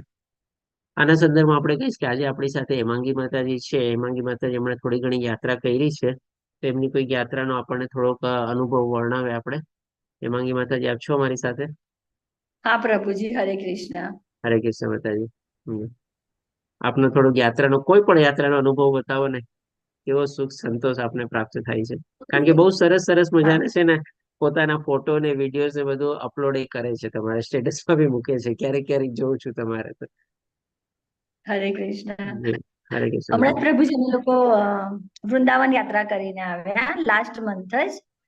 બધા ડિવોટી હતા અને એમાં પણ જે મેઇન પ્રભુજી હતા એ વૃંદાવનમાં અમારે જે સ્થળે જવાનું હોય તો બધાને ભેગા કરે, સત્સંગ કરે અને જે પણ ટેમ્પલ છે એ ટેમ્પલ કઈ રીતે એસ્ટાબ્લિશ થયું, કયા જે વિગ્રહ છે એ વિગ્રહ કોણે પ્રસ્થાપિત કર્યા, એની બધી ડિટેલ વાઇઝ અમને સમજ આપતા હતા. એટલે જસ્ટ આપણે ખાલી આમ વૃંદાવન જઈએ ને બધા સપ્ત દેવાલય ને મંદિરો ફરીએ તો એટલું બધું આપણે ઇફેક્ટિવ નથી લાગતું, બીકોઝ આપણે ખાલી દર્શન કરીને નીકળી જઈએ. એનો મહિમા શું છે આપણને ખબર નહીં હોતી. પણ આ રીતે કોઈ ડિવોટી સમજાવે છે તો એ જે દર્શન કરીએ છીએ આપણે, તો એમાં શું કહેવાય, આપણો આંતરિક ભાવ વધી જાય છે. અને રિટર્નમાં જયારે અમે લોકો ટ્રેનમાં હતા તો ત્યારે પ્રભુજી એટલું બધું સંકીર્તન કર્યું છે કે રાતના 12 વગાડી દીધા હતા સંકીર્તનમાં, પણ 12 વાગ્યા સુધી કોઈને એવી ઊંઘ પણ નથી. ખરેખર બહુ જ મજા આવી ગઈ. એટલે જયારે ડિવોટી સાથે હોઈએ છીએ ને તો એવું લાગે છે ને આપણે સ્પિરિચ્યુઅલ વર્લ્ડમાં ના આવી ગયા હોય એવો અનુભવ થતો હોય છે. હમણાં પણ ધૂળેટીના દિવસે પણ અમારે ટેમ્પલ પ્રોગ્રામ હતો, તો સવારમાં સંકીર્તન રાખ્યું હતું. તો ખાસું લગભગ 4 કલાક સંકીર્તન ચાલ્યું હતું. તો બધા ડિવોટી સાથે શું કહેવાય, ડાન્સ કરવાનો, ભગવાનનું નામ મોટે મોટેથી સંકીર્તન કરવાનું, એટલો સરસ લાવો હોય છે ને પ્રભુજી, મજા આવે છે. સાચી વાત છે. સરસ માતાજી, ધન્યવાદ. ઇવન આપણે કહીએ ને કે ધામમાં આપણે જયારે જઈએ છીએ ને, જો આપણે ટુરિસ્ટ સ્પોટ તરીકે આપણે જઈએ, ફરવા કરવાના હિસાબે જઈએ ને, તો ધામ એના મેળે આપણી સામે પ્રગટ નથી થતું.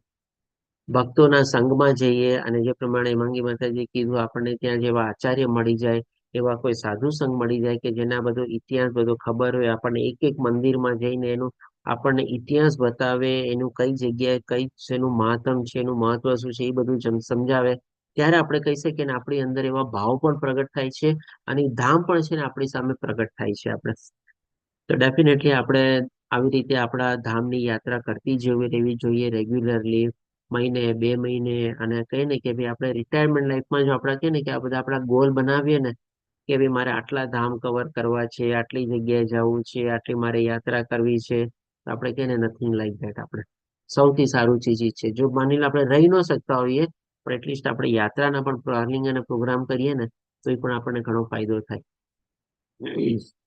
હવે આપણે આગળ વધતા જોઈએ તો 18મા શ્લોકમાં ભગવાન કહે છે કે જે તપ દંભપૂર્વક તથા સત્કાર, સન્માન તેમજ પૂજા પામવા માટે કરવામાં આવે છે તે રાશિ અથવા રજોગુણી કહેવાય છે. ડેફિનેટલી દેખાડો કરવા માટે કરવામાં આવે કે પછી કંઈક ને કંઈક આપણને આદર, માન, સન્માન જોતું હોય એના માટે આવી રીતે આવા બધા તપ આપણે કરીએ તો એ આપણને રાશિ રજોગુણી કહેવાય છે એમ ભગવાન આપણને બતાવે છે. અને આવા જો કંઈક કરેલા હોય તો આપણે તપ, તો એ પણ ચંચળ અને અશ્વાસ. ચંચળ એટલે કે શું ભાઈ, સ્ટેબલ ન હોય. આપણે આના સંદર્ભમાં આપણે દાખલો લઈએ કે માની લો જે મેં ફોટો આપેલો છે એના સંદર્ભમાં થોડુંક સમજીએ. કોઈ બહુ મોટી ફેક્ટરી છે, ઘણા બધા કર્મચારીઓ છે તમારે. એ બધા કર્મચારીઓની પહેલા શું એક ડિમાન્ડ હોય કે ભાઈ અમારો પગાર વધારો, બોનસ વધારો, અમારી છુટ્ટી વધારો, અમને આ ફેસિલિટી આપો, અમને આ આપો, તેમ આપો તમારે. અને માની લેવા 500,000 મજદૂરોનું એક આખું સમુદાય હોય, યુનિયન હોય, જેને આપણે કહીએ તમારે, એનો એક લીડર હોય તમારે. હવે માની લો એ લોકો જે કરતા હોય તમારે આ બધું શું છે પોતાની ફરમાઈશ અને પોતાની ડિમાન્ડ પૂરી કરવા માટે કરે છે. જેમ કે ફેક્ટરી બંધ કરાવી દે, ફેક્ટરીમાં ઓવર પ્રોડક્શન કરી દે, એને કે ભાઈ દિવસ રાત કામ કરીને એટલું પ્રોડક્શન કરે કે ભાઈ એનો માલ સામાન રાખવા માટે મેનેજમેન્ટને પ્રોબ્લેમ થાય. આવું બધું કંઈક ને કંઈક અલ્ટિમેટલી એનો બગાડ થાય ને એવું બધું કંઈક ને કંઈક રીતે એ લોકો આંદોલન કરે તમારે. હવે માની લો આટલું જે મોટું માણસોનું બધા સ્ટાફનું યુનિયન હોય, મેનેજમેન્ટ શું કરે તમારે? સામ દામ દંડ ભેદ ટેકનિક અપનાવે.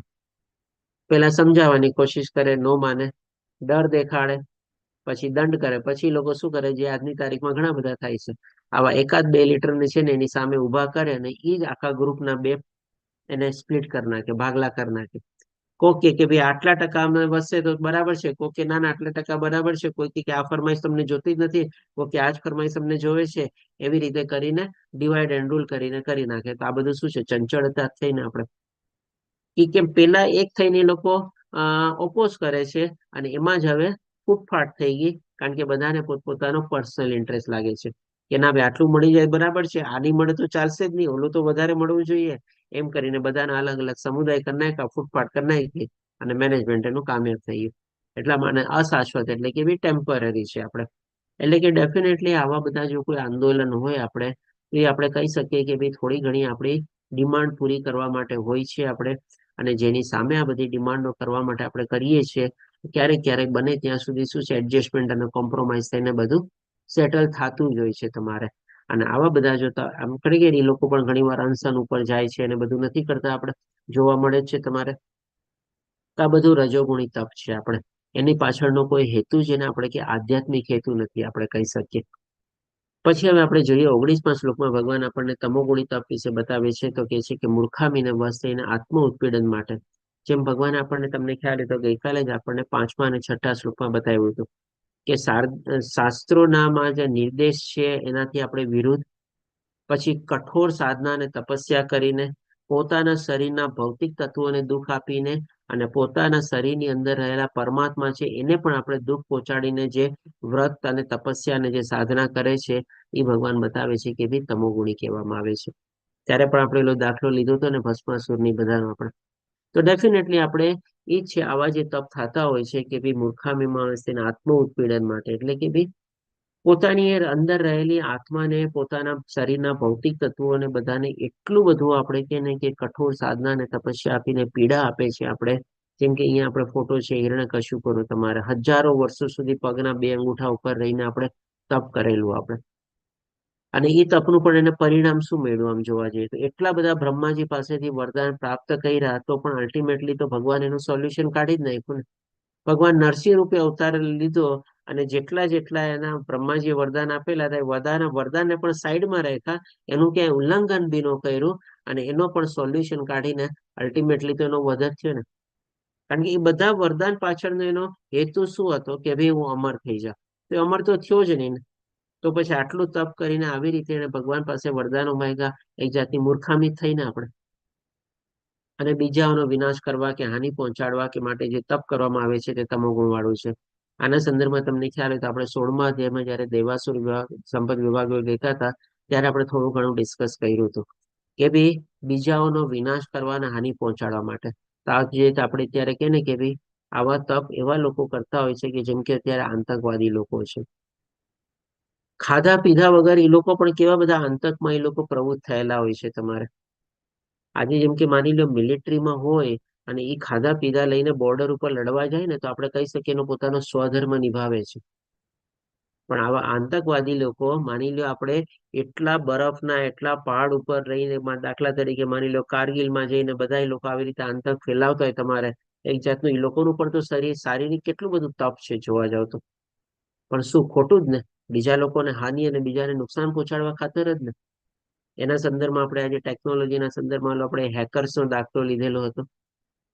આજે હેકર્સ લોકો પણ છે ને દિવસ રાત જાગીને મહેનત કરતા હોય છે. બધા લોકોની ઓલા એને કે પ્રોગ્રામ ને વેબસાઇટ ને બધું હેક કરવામાં નહીં બધું આપણે ઓલા એટીએમ મશીન ને ઓલું કરવા માટે ને આવી રીતે ને બધા તમારા માટે. તો આ બધું પણ એ લોકોનું જે તપ છે તમારે ખોટું જ તપ થયું. એટલે કે ને આ બધું તપ આપણે કલયુગમાં પણ આવી રીતે થાય છે આજકાલ. આપણે તમોગુણ વાળું તપ ઉલટા આ બધા તપ અત્યારે કે ને કે વધી ગયા છે. પેલાના જેવા આવા કોઈ જંગલ ને ઓલામાં સાધના ને તપસ્યા વાળા તપ નથી રહ્યા, પણ આવા ઉલટા તપ થઈ ગયા છે કે ભાઈ સામેવાળાનું નુકસાન જ કરો, સામેવાળાને હાનિ પહોંચાડો, બસ ગમે તે રીતે થાય તમારે. પછી એ ભગવાન આપણને હવે દાન વિશે બતાવે છે. તો 20, 21 અને 22માં 3 એટલે કે ભાઈ અત્યારે આમાં ભગવાને 14 થી લઈને 19માં શ્લોકમાં આપણને તપ વિશે બતાવ્યું અને તપના સંદર્ભમાં 3 આપણને બતાવ્યું: શરીરનું તપ, મનનું તપ અને વાણીનું તપ.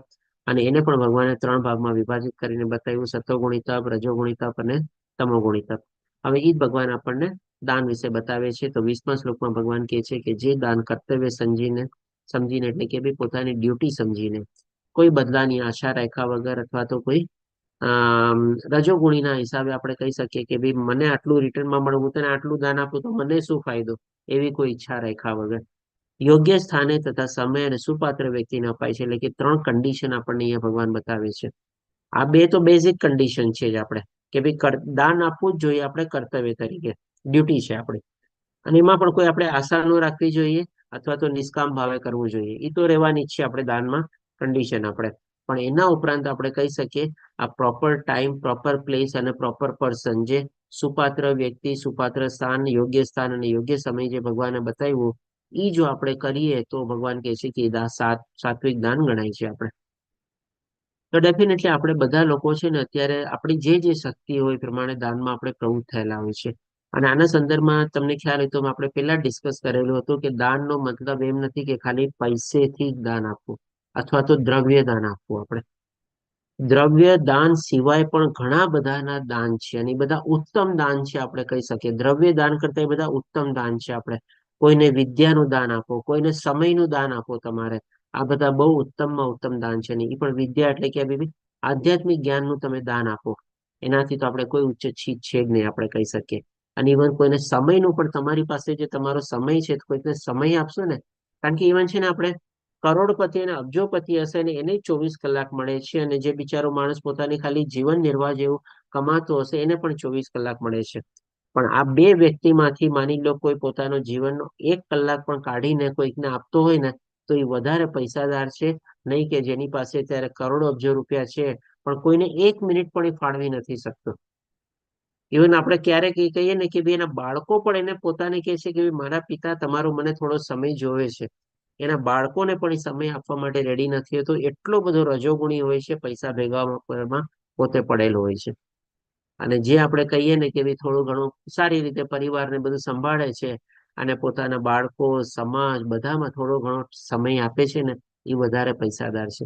કારણ કે વીતેલો સમય ના તો ઓલો કરોડપતિ અબજોપતિ માણસ લઈ શકવાનો છે પાછો, ના આ વ્યક્તિ પાછો લઈ શકવાનો છે.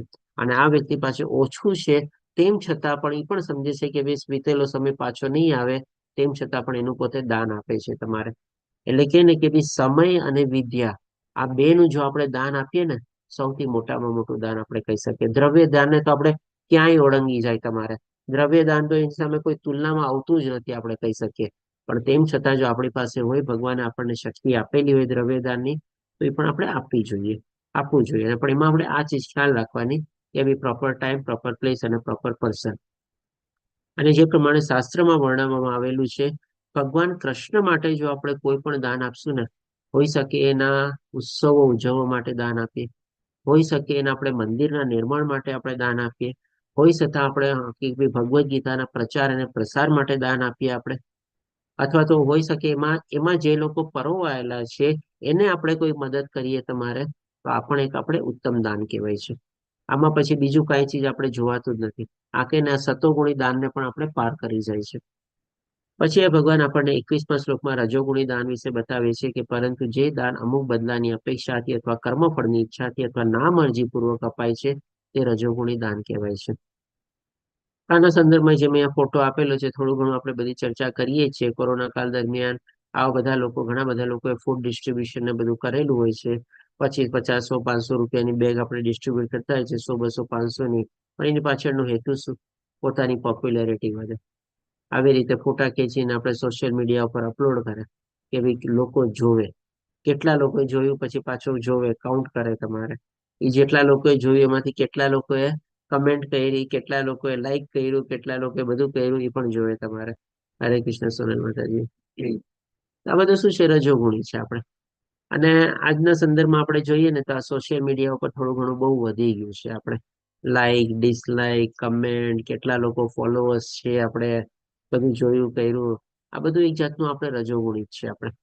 અને પછી અહીંયા ભગવાન આપણને કહે છે કે ના મરજી પૂર્વક અપાય છે. હવે ઘણી વાર છે ને આપણે આવા દાનો છે ને ના મરજી પૂર્વક પણ આપણે આપીએ છીએ આપણે. હવે આના સંદર્ભમાં પણ એક આપણે દાખલો લઈએ. માની લો કોઈ આપણે માતા પિતા હોય, એના બાળકને કોઈ સ્કૂલમાં એડમિશન અપાવવાનું હોય. હવે સ્કૂલમાં એડમિશન મળ્યું નહીં તમારે કોઈ કારણસર, અને હવે સ્કૂલ કોલેજ વાળા બધા શું થઈ ગયા, બહુ હોશિયાર થઈ ગયા હોય છે. તમારે સામેથી કોલ આવે, ભાઈ તમારા બાળકનું તો first list, second list, third લિસ્ટમાં નામ નથી આવ્યું, પણ તમે આવીને મળી શકો છો, કારણ કે તમારા બાળકમાં અમને પોટેન્શિયલ દેખાય છે. હવે આવીને એટલું સરસ મજાનું સજી મળીને કહે કે ભાઈ અમે લોકો તો આમ લેતા નથી ડોનેશન ને બધું, પણ આ તો તમારા બાળકના ફ્યુચર માટે છે, અમારે આ ચીજની અહીંયા જરૂર છે, આમ કરવું છે તમારે, અલ્ટિમેટલી તમારા બાળકને બેનિફિટ થશે, કંઈક ને કંઈક એવું લકી પણ બધું આપણને સમજાવીને આડકતરી રીતે બધું કહે, ત્યારે પણ આપણે લોકો શું કરીએ? આપણી મરજી નથી હોતી, પણ આપણે પછી શું વિચારે કે ઠીક છે બાળકનું ફ્યુચર બને છે ને, ચાલ આપી દઈએ બધા. તો ક્યારેક આવા દાન આપણે આજની તારીખમાં આપણે લોકો આપીએ છીએ તમારે. તો પણ એકચ્યુઅલી આમ જોવા જાવ ને તો રજોગુણી દાન છે.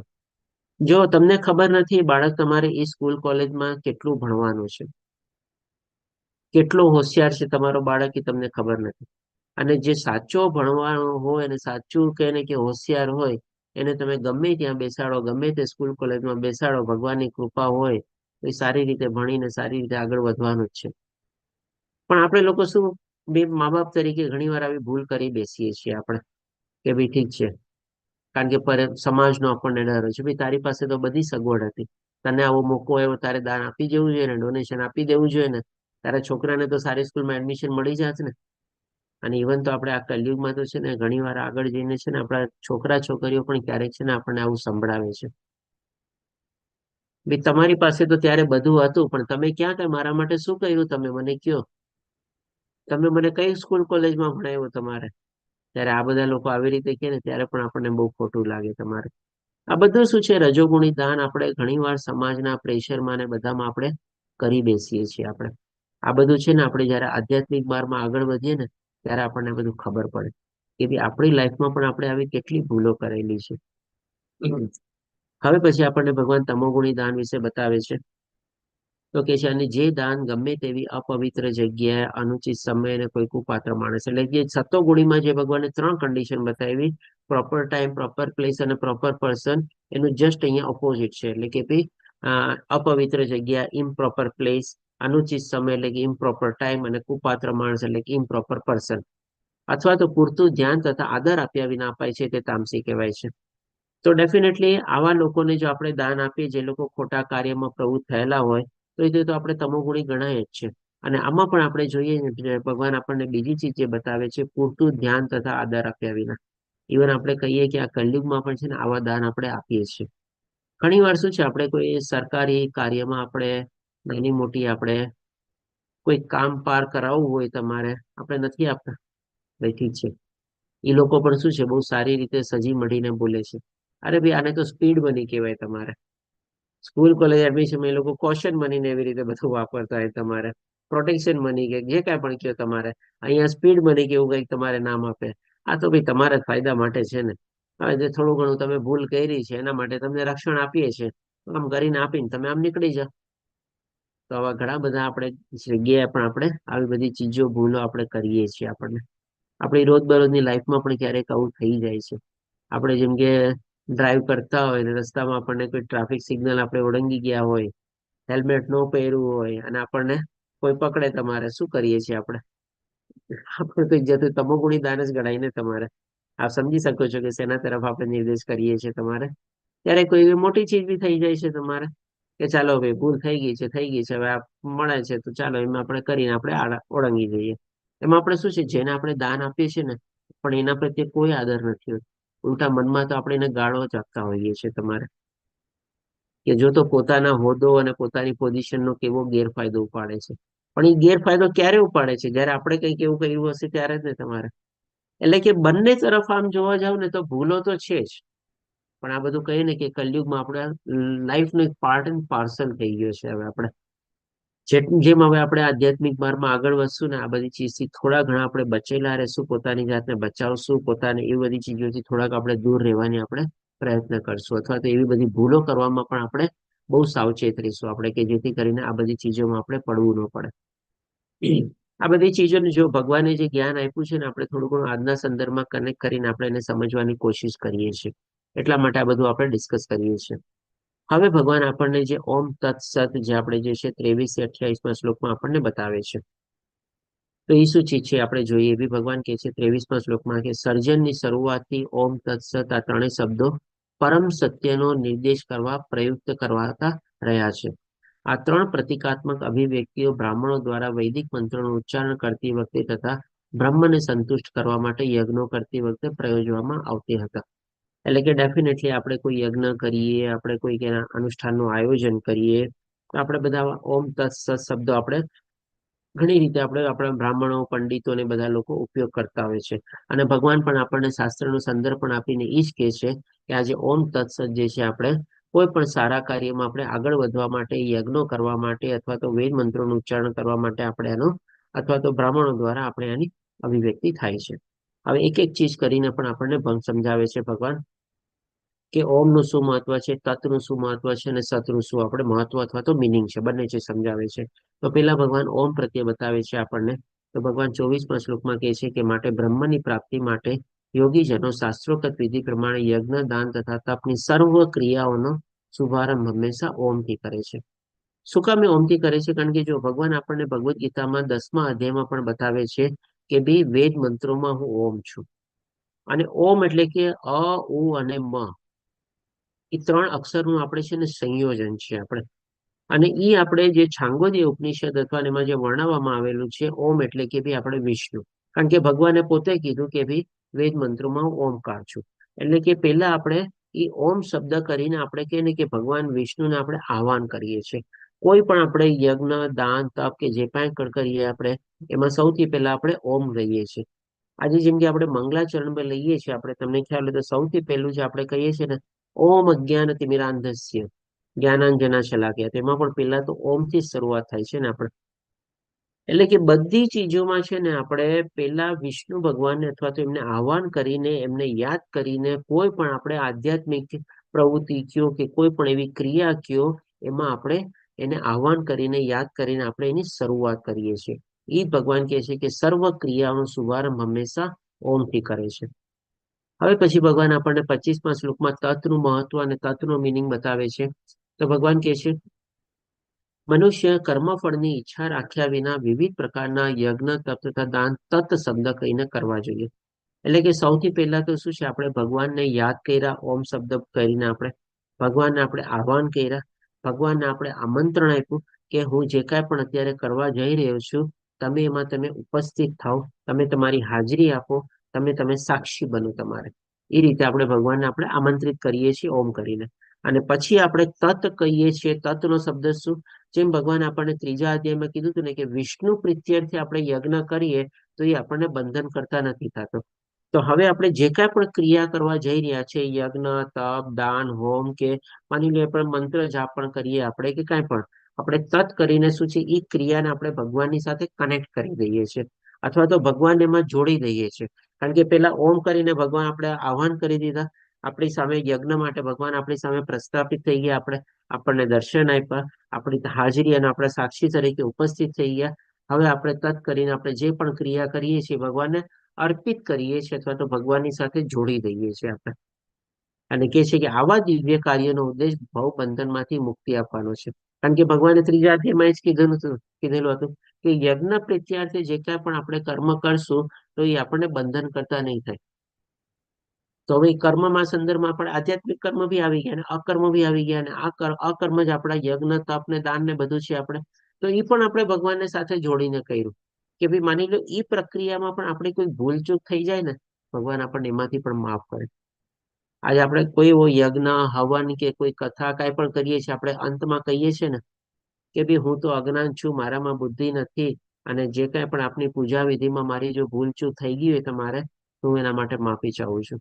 આવી જ રીતે આપણે બોલીએ છીએ ને, કોઈ પણ પંડિત કાં તો પંડિત બોલાવે છે આપણને, તો આ જ ચીજ છે કે ભાઈ આપણે તત કરીને આપણે બધું ભગવાનને અર્પિત કરીને ભગવાનને સાથે જોડી દઈએ છીએ, કે જેથી કરી આપણને બંધન કરતા ન થાય. અને બીજું કે એમાં પણ જો આપણી કોઈ ભૂલચૂક થઈ હોય તો એના પણ આપણે એના દોષ ન બનીએ આપણે. હવે પછી ભગવાન આપણને 26મા શ્લોકમાં સત શબ્દનો સમજાવવા મિનિંગ 26 અને 27મા શ્લોકમાં તો કે છે પરમ સત્ય એ ભક્તિમય યજ્ઞનું લક્ષ્ય છે અને તેને સત શબ્દથી સૂચિત કરવામાં આવે છે. હે પૃથાપુત્ર, આવા યજ્ઞનો કરતા પણ સત કહેવાય છે. એટલે સત એટલે સાચું અથવા તો સારું, બંને મિનિંગ આપણે લઈ શકીએ, સાચું અને સારું. જો ભગવાનની સાથે આપણે જોડીને બધું કરીએ તો એ આપણે સારું જ કાર્ય કરીએ છીએ અને એવા ભાવથી આપણે કરીએ તો એ આપણું સાચું કાર્ય પણ આપણે કરીએ છીએ, ખોટું કાર્ય આપણે કરતા નથી. અને એ જ પ્રમાણે યજ્ઞ, તપ તથા દાનના બધા કર્મો પણ સત કહેવાય છે. એ બધું સાચું અને બધું સારું કહેવાય છે કે જે પૂર્ણ પુરુષોત્તમ પરમેશ્વરને પ્રસન્ન કરવા માટે કરવામાં આવે છે. તો ડેફિનેટલી આ ઓમ તત્સત 3 શબ્દનો ભગવાન આપણને મહત્વ સમજાવે છે અને કેવી રીતે એનો પ્રયોગ થાય છે એ પણ આપણને બતાવે છે.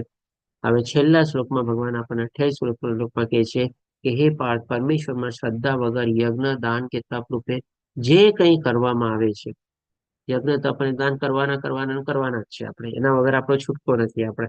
અને યજ્ઞ એટલે કે કલયુગમાં આપણે જપ યજ્ઞ કરવાનો છે, દાન એટલે આપણે સતોગુણી દાન આપવાનું છે અને બધું આપણે ભગવાન શ્રી કૃષ્ણ માટે જો જે કંઈ પણ કરશું એ દાન પણ આપણું સર્વસ્વ છે અને સૌથી ઉત્તમ છે. આપણે એમાં દ્રવ્ય દાન આવી ગયું, આપણે જ્ઞાન દાન આવી ગયું અને સમયનું પણ દાન આવી ગયું. અને તપ રૂપે આપણે શરીરનું તપ, મનનું તપ અને વાણીનું તપ કરવાનું છે. અને આ બધું ચીજ જે છે આપણે ભગવાનમાં પૂરેપૂરી આસ્થા, વિશ્વાસ અને શ્રદ્ધા સહિત આપણે કરવાનું છે. તો ભગવાન કહે છે કે તે જો એના વગર આપણે કરીએ તો ક્ષણભંગુર હોય છે, એટલે કે ટેમ્પરરી હોય છે અને તે અસત અથવા તો એટલે ખોટું અથવા તો નકામું હોય છે. કાં તો કંઈ દેખાડવા માટે કર્યું હોય, કાં આપણે કંઈ ઈચ્છા પૂર્તિ કરવા માટે કર્યું હોય, એ ભગવાન સુધી પહોંચતું નથી, એટલા માટે અસત થઈ જાય છે. અને આ અસત આ તેમજ આગામી જન્મ બંનેમાં વ્યર્થ છે, કારણ કે એ આપણા જીવનું કલ્યાણ નથી કરતો. કોઈ આપણે કોઈ ભગવાનની ઈચ્છા માટે કોઈ યજ્ઞ, તપ, દાન કે કંઈ કર્યું તો ભગવાન કદાચ આપણે પૂર્તિ કરી દેશે. તો એ સોદો જેવું થઈ ગયું, આપણે ડીલ થઈ ગઈ તમારે કે ભાઈ આપણે માંગ્યું, આપણે ઈચ્છા ની પૂર્તિ માટે કર્યું ને ભગવાન આપણી ઈચ્છા પૂર્તિ કરી, વાર્તા પૂરી તમારે, પણ એ ભગવાન સુધી ન પહોંચ્યું. અને જે ભગવાન સુધી નથી પહોંચતું એ આપણા આત્માનું કલ્યાણ પણ નથી કરતું. એટલે કે આપણી આત્માને ઉચ્ચતર લોક સુધી અથવા તો ભગવાનના ધામ સુધી પહોંચાડવામાં કોઈ ચીજનું આપણે યોગદાન નથી આપ્યું તમારે, કારણ કે બધું ચીજ અહીંયા ને અહીંયા આપણે સમાપ્ત થઈ ગયું આપણે. એટલા માટે ભગવાન કહે છે કે બંનેમાં વ્યર્થ છે. ઇવન આ જન્મમાં પણ આપણને કે આપણું કલ્યાણ નથી થતું અને આગલી ગતિમાં પણ આપણને કોઈ યોગદાન અથવા કોઈ ફાળો નથી આપતો, કોઈ જાતનું કોઈ કન્ટ્રીબ્યુશન નથી આપતું. તો આ રીતે આપણો અહીંયા 17મો અધ્યાય કમ્પ્લીટ થાય છે. શોર્ટ ફોર્મમાં સમરી તરીકે જોઈએ તો સૌથી પહેલા અર્જુનનો પ્રશ્ન આવે છે કે ભાઈ જે લોકો શાસ્ત્રોનું પાલન નથી કરતા તો એની કઈ અને પોતાની કલ્પના પ્રમાણે પૂજા કરે છે તો એ કયા ગુણોમાં કહેવાય, સતોગુણી કહેવાય, રજોગુણી કહેવાય કે તમોગુણી કહેવાય. એના સંદર્ભમાં ભગવાન જવાબ આપતા કહે છે કે જીવે પ્રાપ્ત કરાયેલા અને પછી અસ્તિત્વ પ્રમાણે જે પ્રમાણે વિકસિત થાય છે એ પ્રમાણેની શ્રદ્ધા કેળવાય છે તમારે. અને એ પ્રમાણેની શ્રદ્ધા કાં તો સતોગુણી, રજોગુણ અને તમોગુણમાં ક્યાં ક્યાં પરિબળો અથવા તો ક્યાં ક્યાં ફેક્ટરો ઇમ્પોર્ટન્ટ છે તમારે કન્ટ્રીબ્યુટ કરે છે એ ભગવાન આપણને બતાવે છે. કે ભાઈ એ આપણે આહાર, પછી આપણને ભગવાન તપ વિશે બતાવે છે, યજ્ઞ વિશે બતાવે છે અને દાન વિશે બતાવે છે. અને એની પહેલા આપણને ભગવાને ઓલરેડી બતાવી દે છે કે જે સતોગુણી છે આપણને દેવી દેવતાની પૂજા કરે છે, રજોગુણી લોકો અસુરની કરે છે અને તમોગુણી લોકો ભૂત પ્રેતની કરે છે. અને અંતમાં ભગવાન આપણને ઓમ તત્સતને એટલે કે 3 શબ્દોનું આપણને વ્યાખ્યા બી બતાવે છે, એનો પ્રયોગ કેવી રીતે થાય છે એ પણ બતાવે છે અને એનું મહત્વ પણ આપણને બતાવે છે. માનસી માતાજીએ ફરીથી એટેન્ડન્સ લિંક મૂકી દીધી છે, જો કોઈને મિસ આઉટ થઈ ગયું હોય તો ભરી દેજો. તો આ રીતે આપણો અહીંયા 17મો અધ્યાય કમ્પ્લીટ થાય છે. પાંચાકલ્પતરુભ્યશ્ચ કૃપા સિંધુભ્યઃ ચ પતિતાનાં પાવનેભ્યો વૈષ્ણવેભ્યો નમો નમઃ. હરે કૃષ્ણ કૃષ્ણ કૃષ્ણ હરે હરે, હરે રામ રામ રામ હરે હરે. એના પ્રભુપાદ કી જય, શ્રી રાધા ગોવિંદ પ્રણામ. કોઈને કોઈ પ્રશ્ન હોય તો લઈ શકીએ છીએ આપણે. હરે કૃષ્ણ. ધર્મિષ્ઠ